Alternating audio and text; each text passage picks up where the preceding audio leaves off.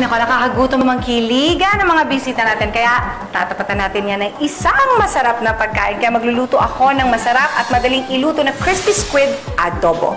So, yung adobo lang po. So, unahin muna po natin yung sauce. Gaya po ng pagluluto ng adobo, ilalagay lang po natin lahat. Yung suka, yung toyo. Siyempre, kasama na dyan yung bay leaf, yung peppercorns, lahat na yan. At siyempre, garlic. So ngayon, gagawin ko po yung ating squid. Madali lang po ito. Nilinis na po natin. Tapos parang hiniwa-hiwaan na ganun para hindi mag-curl up.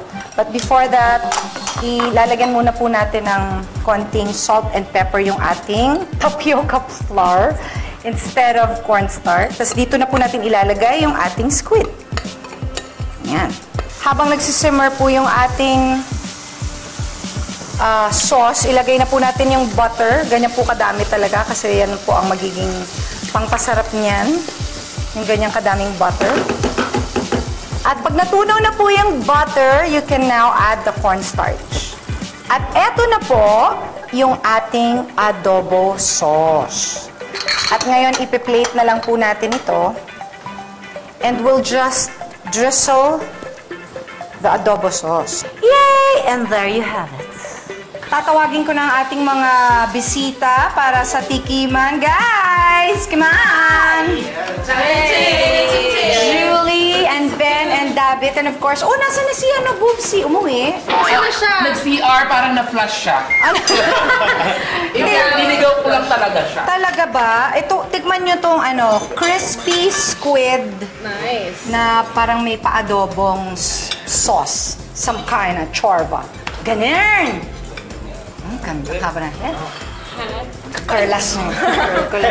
Gusto ko ginaganon talaga siya. Nilagyan ko ng curlers. Ganon! Ganon! May hairpin! Ayan. Okay, sige, try it. Ikaw, kumuha ka na lang talaga ng sarili mo. Grabe naman. Isang buhat. Nagulat ako. Daig mo pa ako. Sarap yun. Ha? Diba? Delicious. Nagluluto ba kayong dalawa?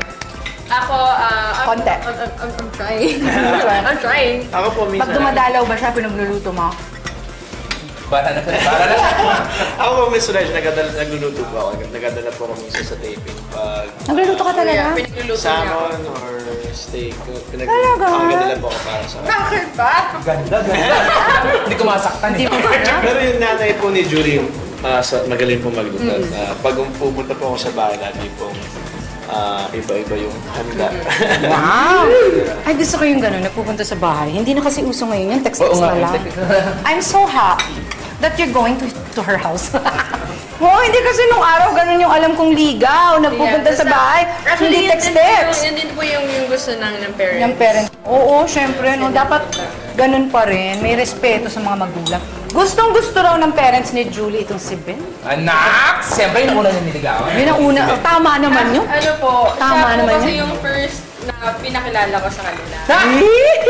First, yeah. Kahit naman Ikaw ba napakilala mo na sa family mo? Hindi pa. Last Christmas po, pumunta pa ako ng Guam. Alam naman po nila na may... Your parents are not here. Hindi po.